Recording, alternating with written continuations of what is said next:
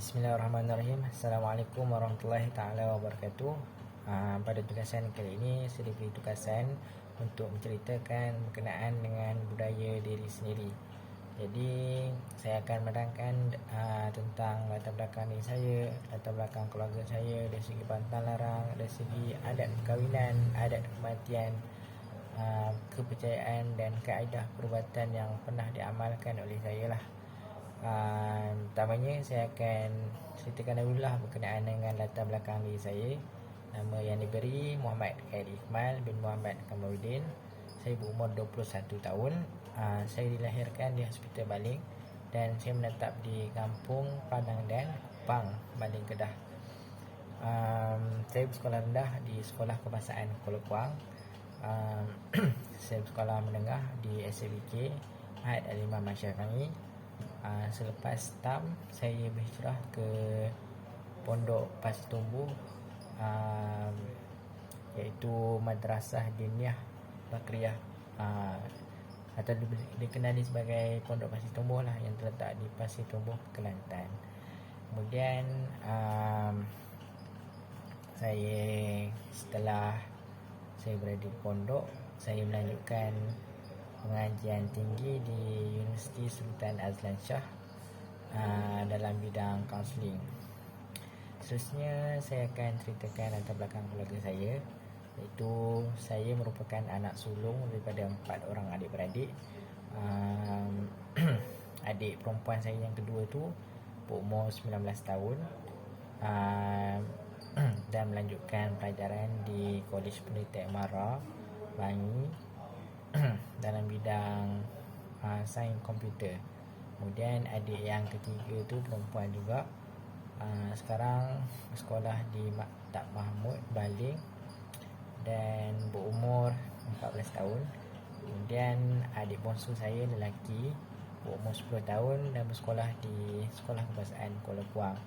Kami 4 adik-beradik semua sekolah dekat sekolah yang sama lah, Sekolah Kebangsaan Kuala Kuang.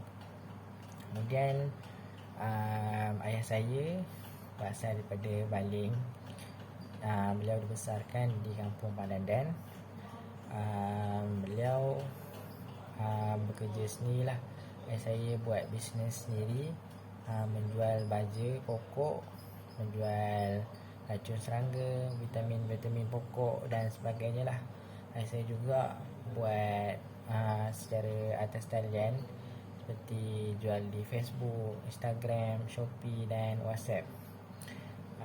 Mak saya pula adalah seorang guru kafar, kerja sebagai seorang guru kafar lah. Mak saya juga asal daripada Baling, Kedah, dan dibesarkan di Kampung Lubuk Batu, Pulau Pegang, Kedah. Kemudian itulah sedikit daripada latar belakang diri saya dan keluarga saya lah. Kalau dari segi gaya hidup saya, keluarga saya ni mengamalkan gaya hidup yang sederhana, mana ibu bapa saya ni lebih menggalakkan anak-anak dia ni supaya hidup susah. Maksudnya apa yang kita orang sebagai anak-anak kan, nak kita orang kena usaha sendiri, macam tu. Macam kalau dari segi ekonomi pula, ibu bapa saya ni dalam golongan sederhana lah. Kalau ibu bapa saya ni lebih suka untuk makan di kedai-kedai yang biasa-biasa lah. Maksudnya bukan kedai yang mewah ataupun kedai-kedai yang branded lah. Lepas tu ayah saya juga ni jenis yang suka untuk macam saya kan, kena pergi ziarah adik-beradik, pergi ziarah mak saudara saya, bapak saudara saya yang terdekat lah. Macam kena selalu pergi ziarah lah. Ayah saya jenis yang menggalakkan saya untuk buat perkara yang sedemikian. Lepas tu sebabkan ayah saya juga kan, ayah saya ni jenis suka pokok kan, mak saya pun suka pokok juga sekarang sebabkan ayah saya. Ayah saya ni suka pokok. Kat rumah saya ni banyaklah pokok. Kalau keliling rumah tu ada pokok kelapa, pokok mangga, pokok pelam, pokok manggis, pokok rambutan, pokok durian Belanda, pokok lychee pun ada. Banyaklah pokok dekat rumah sini. Kalau pokok buah, kalau kat kebun depan rumah tu ada sayur-sayur kan, sayur-sayur bayam, sawi, obis, limun, tomato, terung, semua ada lah dekat depan tu. So sebabkan benda tu, family saya ni macam menggalakkan saya, adik-beradik kan, adik-adik saya dan saya jugalah, akan setiap pagi macam selepas pada sarapan ke apa kan, so kita orang kena siram pokok lah, lepas tu akan gumur-gumur tanah pokok ke, lepas tu buang, cabut-cabut rumput, buang pokok-pokok yang dah mati. So itulah antara macam gaya hidup lah, macam lifestyle kita orang kan, pagi-pagi tanam pokok macam tu lah. So dia nampak kat situ ayah saya ni macam jenis yang suka makan makanan yang sihat lah, macam sayur-sayur apa semua kan, banyak menggalakkan anak-anak dia untuk menjaga pemakanan. So kalau macam petang tu kita orang akan macam tengah hari tu saya akan packing untuk order ayah saya, untuk order macam Shopee ke, order Facebook kan, order online kan. So saya dengan adik saya akan packing semua, sama ada saya pergi hantar ataupun dia akan pick up dekat rumah. Macam banyak ni dia akan pick up lah, kalau macam sikit saya akan pergi hantar lah ke pejabat pos, sama ada JNT ataupun pejabat pos Malaysia lah. Kemudiannya ada waktu petang kita akan siram pokok juga. Kemudian lepas siram pokok, semua pokok yang ada kat rumah tu, baru kita akan main badminton ke, ataupun kita akan jogging lah, pusing kampung macam tu je lah. Kemudian ayah saya ni lebih banyak macam galakkan kita orang ni adik-adik supaya kita orang ni lebih membantu, banyak pesan lah, membantu antara satu sama lain lah. Kalau yang susah kena tolong apa semua. Itu dari segi gaya hidup lah. Kalau dari segi corak pendidikan pula, mak ayah saya ni sangat menitik beratkan tentang ajaran agama Islam. So apa yang saya dapat tengok kan, masa saya waktu kecil lah, pada umur saya 10 tahun macam tu, 10 tahun dah 4 lah kan, ayah saya ni selalu bawa saya pergi kuliah maghrib. Setiap malam pergi kuliah maghrib, tak pun bukan kuliah lah, macam pengajian kitab lah. Macam setiap minggu kan ada pengajian-pengajian kan, kalau kat masjid tertentu kan, ada ni lah, macam mengaji kitab fiqah ke, kitab Miyatul Musalli ke. Saya ingat lah macam dulu kan, belajar kitab apa semua kan, waktu pagi, waktu holiday pun, waktu weekend pun macam pagi kan, macam hari Sabtu kan, ada kelas dekat masjid yang jauh-jauh kan. Ayah saya akan bawa saya pergi untuk masjid-masjid tu lah, untuk pergi kelas-kelas macam kuliah-kuliah macam tu lah.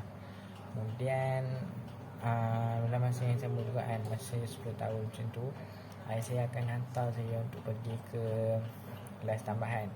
Kelas tambahan ni bukan kelas akademik, tapi kelas hafazan, kelas macam kelas pratafis macam tu lah. Maksudnya dekat situ saya kena hafal Quran, saya kena hafal juz amal dulu.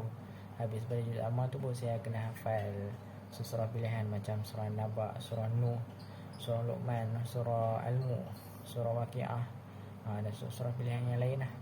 Lepas tu macam kat situ juga saya kena hafal ke semua hukum tajwid. Mana ni lah hukum tajwid secara keseluruhan, maksudnya hukum tajwid, contoh macam ifah hakiki, secara penerangan dia pun semua tu saya kena hafal, contoh dia kena hafal.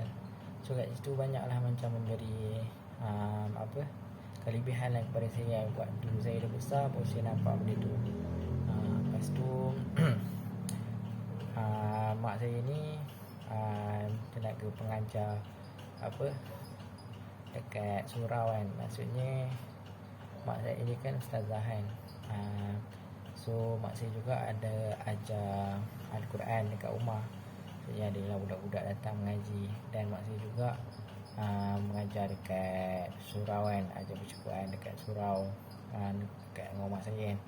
So kat situ macam mak saya pun dah asuh saya untuk baca Iqra pada umur 4 tahun lagi. So macam umur 8 tahun ke 10 tahun macam tu saya dah boleh baca Quran lah. Lepas tu waktu saya umur 4 tahun hingga 5 tahun 4 tahun hingga 6 tahun macam tu, ayah saya hantar saya pergi sekolah. Saya tak sekolah tadika, saya hantar pergi Pasti Raudatul Jannah yang ada dekat Kupang tu. Lepas tu lepas pada saya 6 tahun kat situ, umur saya 6 tahun, waktu saya 7 tahun darjah 1, barulah ayah saya hantar ke sekolah bahasaan Kuala Lumpur sampai saya darjah 6. Lepas tu saya darjah 6 tu saya ambil PSR kan. So bila ambil PSR tu, keputusan saya ni macam kurang memuaskan lah. Sebab kan saya punya trial, saya punya percubaan tu lebih elok daripada saya punya peperiksaan sebenar. Saya punya trial tu saya dapat 3A, 1B, 1C. Tapi bila peperiksaan sebenar saya hanya dapat 1A sahaja, 4B. So macam sedih lah kat situ kan. So sedih tu sebabnya saya tak boleh masuk sekolah-sekolah yang menjadi macam kata impian lah kepada mak ayah saya kan. Nak saya sekolah yang lebih bagus, maksudnya sekolah SPP ke, sekolah menengah yang macam MRSM ke, maktab ke, macam tu lah. So sebabkan keputusan saya 1A sahaja, saya try juga untuk minta Maktab Mahmud, tapi saya gagal dalam Temuduga. Ayah saya kan nak saya sekolah agama, so saya saya pergi Temuduga dekat Ma'had yang dekat Pendang tu, dan saya tak dapat sekolah tu.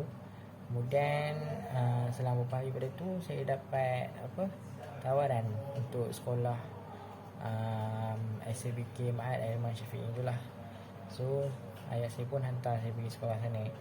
Kat situ sekolah tu jauh lah, dekat Pendang kan.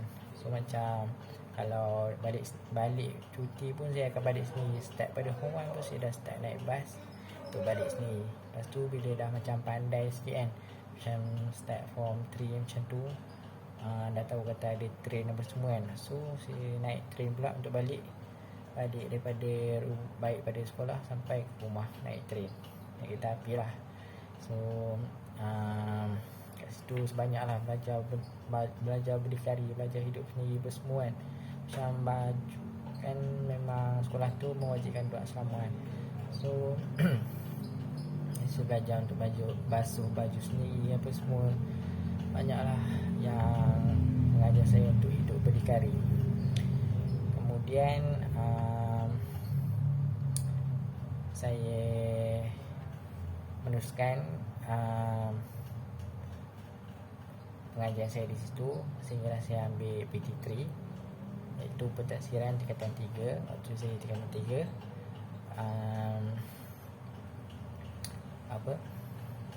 keputusan saya pun kurang memuaskan sebabkan saya ni kurang minat dalam bahasa Arab.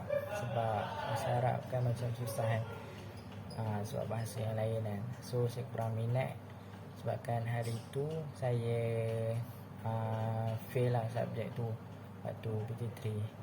So saya sedih jugalah sebab fail kan. Macam mana kan, sebabkan itu saya start lah untuk lebih berusaha untuk bagi keputusan yang cemerlang adalah SPM. Tapi sebelum tu waktu saya tingkatan 4, saya kena ambil SMA. SMA ni adalah CJ Menengah Agama, Mana CJ ni adalah untuk menentukan sama ada sama ada layak untuk ambil STAM, iaitu CJ Tinggi Agama Malaysia. So bila dekat situ waktu dekat tempat tu macam berat dah juga kan, sebab saya nak kena belajar bahasa Arab, subjek SMA dan subjek akademik. So kalau macam SMA ni subjek dia totally bahasa Arab, macam berat dah juga kan. Tapi Alhamdulillah lah saya dapat pesan yang baik, iaitu saya dapat JID. Mana kalau pangkat tu kita kira macam kalau JID ni B lah, kalau JID tu C, kalau Mumtaz tu A, kalau Mumtaz Sufi tu A+, macam tu. So kat situ macam okey lah juga kan. Saya dapat gembirakan juga mak saya sebab dapat pesan yang okey lah JID kan. Bukan senang dapat JID sebab dia kalau macam kita fail satu subjek, maksudnya dia dapat fail semua, dia dapat rosip lah semua, macam tu. Itu kalau STAM. Lepas tu lepas pada SMA tu saya ambil SPM. Waktu SPM tu saya banyak struggle lah. Saya punya phone pun saya tak main phone dah, mak saya simpan punya phone. Lepas tu memang banyak struggle lah. SPM masih betul-betul fokus. Kemudian dapatlah keputusan yang Alhamdulillah okey juga, dapat 4A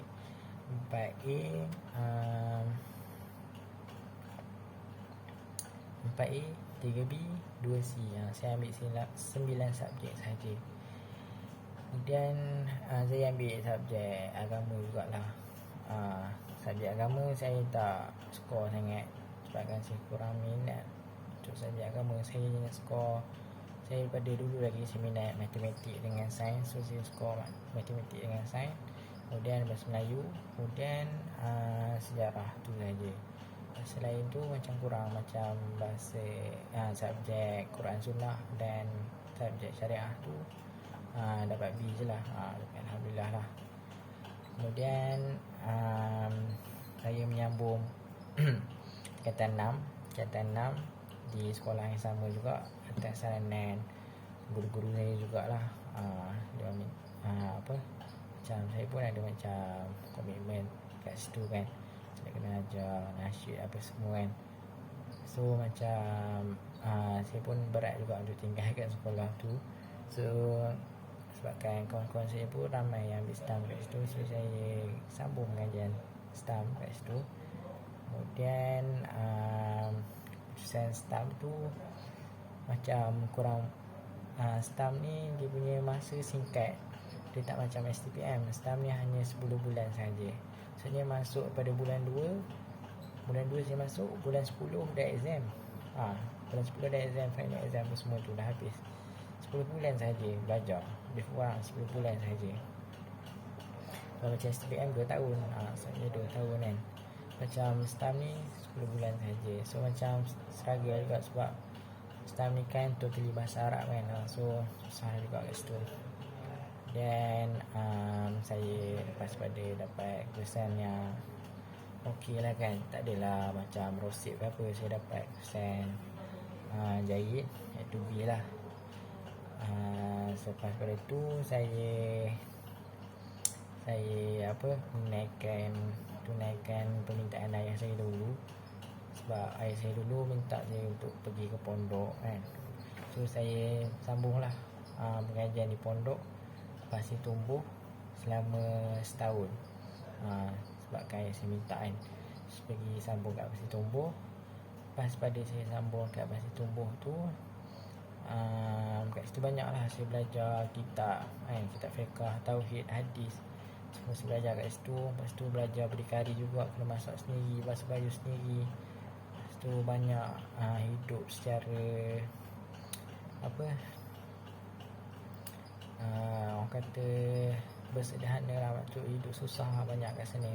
Tapi Alhamdulillah lah, banyak mengubah saya bila saya duduk kat sana. Bahkan saya dekat dengan orang-orang yang alim kan, so banyaklah perubahan yang saya dapat kat sana. Kemudian saya minta UPU, tak dapat. Kemudian sebabkan saya ada kawan dekat USAS, so saya minta USAS, saya dapat dalam bidang kaunseling. So saya sambunglah bidang kaunseling sampailah sekarang. Kemudian itu sajalah sedikit sebanyak latar belakang diri saya. Latar belakang pula corak pendidikan diri saya lah. Kemudiannya seterusnya adalah proses membuat keputusan, mana saya ni seorang yang jenis susah untuk buat keputusan. So saya akan banyak bertanya pendapat orang lain. Maksudnya saya akan tanya dia ni, saya akan tanya dia ni. Walaupun saya dah ada keputusan yang sebetulnya kan, tapi saya nakkan yang terbaik. So saya akan tanyalah pendapat orang lain, ataupun saya akan tanya pendapat mak ayah saya.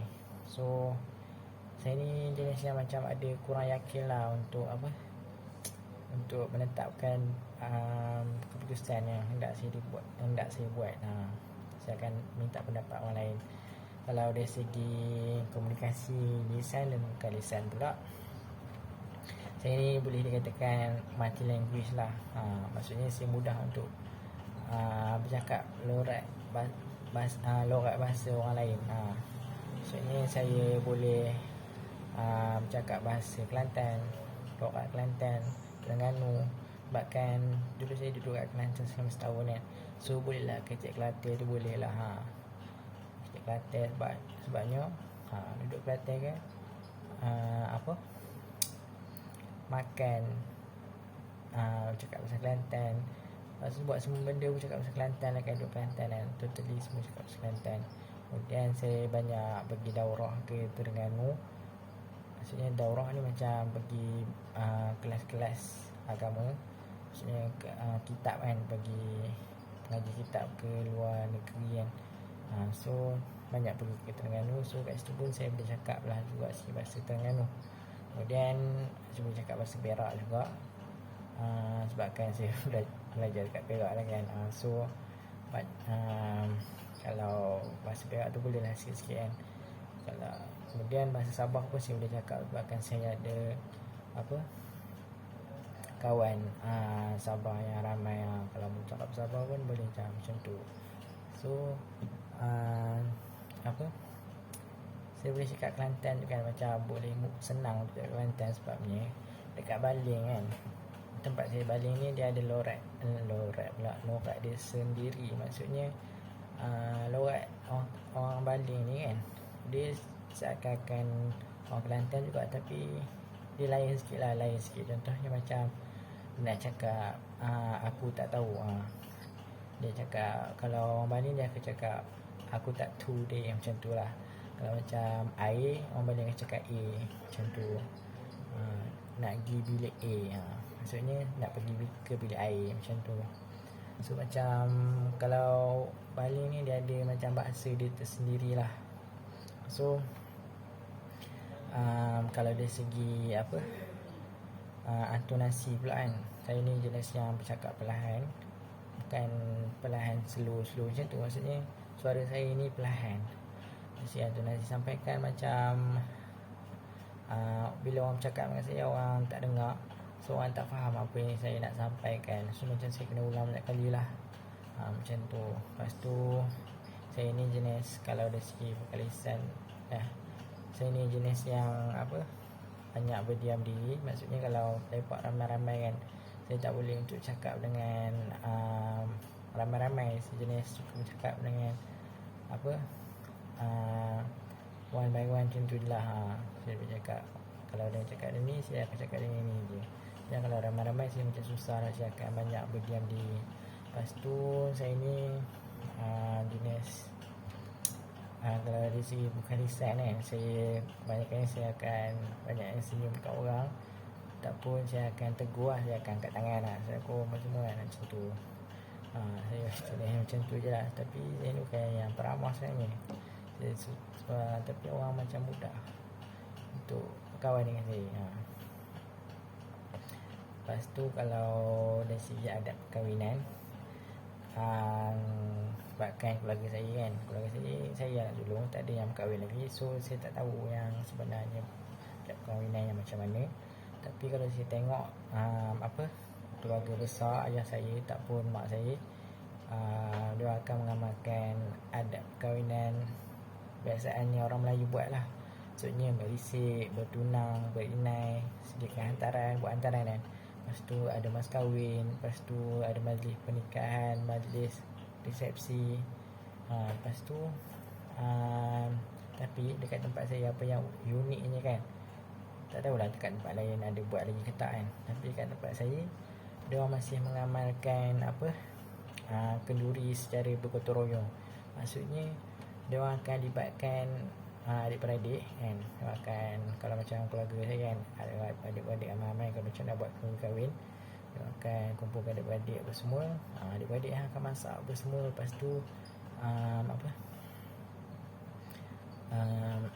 adik-beradik akan masak. Lepas tu akan adalah juga orang kampung yang akan datang kan, tolong-tolong untuk masak apa semua kan. Yang mana yang adik-beradik terdekat kan semua kan akan tolong untuk masak, dan jiran terdekat pun akan tolong untuk masak. So nampak lagi situ secara bergotong royong. Kemudian kalau dari segi makan pula, macam sekarang ni kebanyakannya dah makan secara buffet dah kan. Dia orang dah makan secara layanan diri kan.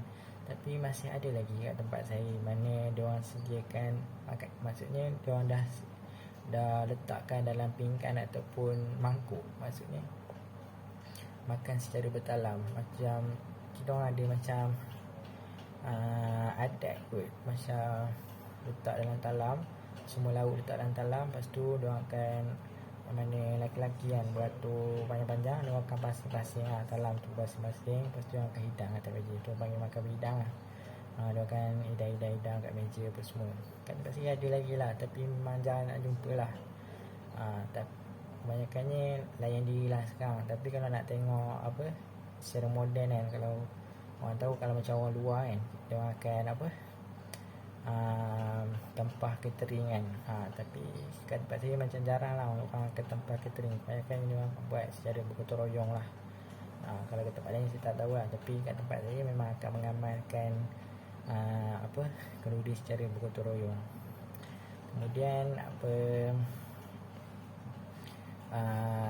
selain daripada itu, kalau macam pengantin dah sampai kan, dia akan sambut pengantin dengan persembahan silat ataupun dia akan main kompang lah. Secara adat perkahwinan kat tempat saya lah.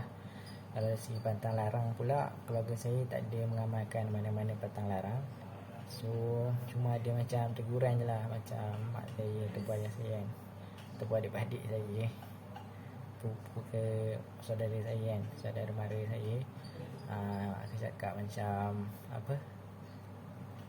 larangan orang tua-tua lah. Macam orang tua-tua kata tak boleh angkat kaki waktu baring, nanti mak meninggal. Lepas tu tak boleh makan buah-buah tempat, nanti kahwin ramai. Lepas tu macam tak boleh lalu buang payah, nanti pening kepala. Lepas tu tak boleh duduk atas bantal, nanti naik bisul lah, macam tu. So tak adalah macam mengamalkan pantang larang tertentu. Cuma macam teguran menurut menurut kata orang tua-tua sahaja, macam tu. Kemudian dari segi adat kematian pula, kalau macam berlaku kematian dekat kawasan saya, dekat kampung saya, orang kampung akan wakilkan seseorang, wakilkan siapa-siapa je untuk ni lah, bagi tahu rumah-rumah lah kita orang kat tempat sini, kita orang panggil madah kan. So dia akan pergi bermadah dekat rumah lah, bagi tahu yang sebelah-sebelah ni dah meninggal. Kemudian kalau segi adat kematian ni, biasanya macam biasa je, dia akan mandikan, kafankan, solat jenazah, lepas tu kebumikan. Cuma saya nampak sebelum dia orang mandikan jenazah tu kan, dia orang akan letakkan jenazah ni atas katil yang ditutup dengan kain putih. Kemudian dia akan letakkan macam lasir keliling jenazah tu lah. Maksudnya macam privacy lah, macam orang nak pergi baca Yasin ke kan. Dia akan duduk, dia akan sediakan kursi apa semua, dia akan duduk kat situ baca Yasin ataupun baca Quran apa semua kan. So, dia akan sediakan juga jak kan, untuk macam orang yang datang ziarah tu bagi duit ke apa kan, nak sedekah duit ke apa. Kemudiannya dia akan mandikan jenazah. kafankan. Kemudian solat jenazah. Bila solat jenazah tu saya dapat tengok ahli keluarga ni akan ni lah, ahli keluarga akan kumpulkan duit daripada adik-beradik, dia orang akan tukarkan kepada RM5 ataupun RM1 kan. Lepas tu dia akan letakkan dalam sampul. Maksudnya setiap sampul tu ada RM5 untuk disedekahkan kepada ni lah, siapa saja yang solat jenazah kepada arwah lah, macam tu. Dan dia akan baca, buat ni lah majlis bacaan Yasin ataupun tahlil. Dia akan buat kenduri sikit-sikit selama 7 hari berturut-turut, macam tu lah kalau dari segi ada kematian. Kalau dari segi struktur keluarga pula, keluarga yang saya ni adalah seramai 12 orang adik-beradik. Saya ni ada 12 orang adik-beradik dan ayah saya merupakan anak yang keempat daripada 12 adik-beradik tu. Ayah saya ni sepupu saya semua panggil Pak Lang lah, sebab Alang kan. So dia orang panggil saya ni Pak Lang, mak saya Mak Lang. So atuk saya bernama Haji Yahya bin Daud atau lebih dikenali sebagai Haji Awang. Sebab apa? Sebab atuk saya ni buka hardware. So kalau macam kat kampung saya kan, sebalik kampung saya, dia orang tanya cucu siapa, saya bagi tahu je cucu Haji Awang hardware. So dia orang tahulah Haji Awang hardware ni siapa dia. So atuk saya ni, kita orang tak panggil atuk saya ni, kita orang panggil tok ayah. Kita orang panggil tok ayah. Tok ayah saya ni dah meninggal masa saya umur 5 tahun.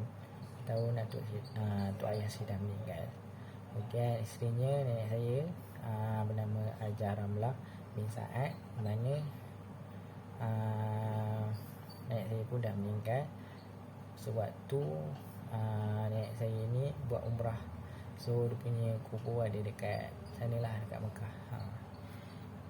Dan keluarga ibu mak saya pula, keluarga mak saya ada 4 orang. Mak saya ada 4 orang adik-beradik. Mak saya ni anak yang ketiga lah, dan dia orang panggil makcik kepada mak saya. So Tok Wan saya, saya panggil Tok Wan. Kalau pula mak saya panggil Tok Wan. Wan saya bernama Abdul Halim bin Mak Isa, dan nenek tuan saya masih hidup, dan nenek saya saja yang sudah tak ada. Nenek saya bernama Zainab bin Ati Abu Bakar. Nenek saya ni meninggal masa mak saya umur 12 tahun lagi. Nenek saya dah meninggal. Kemudian setelah ibu dan ayah saya berkahwin kan, so mereka dapatlah 4 orang cahaya mata, iaitu saya, Muhammad Kariman bin Muhammad Kamarudin.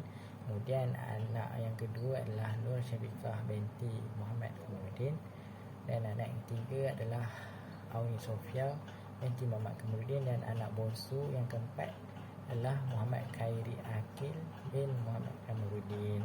Kalau dari segi agama pula,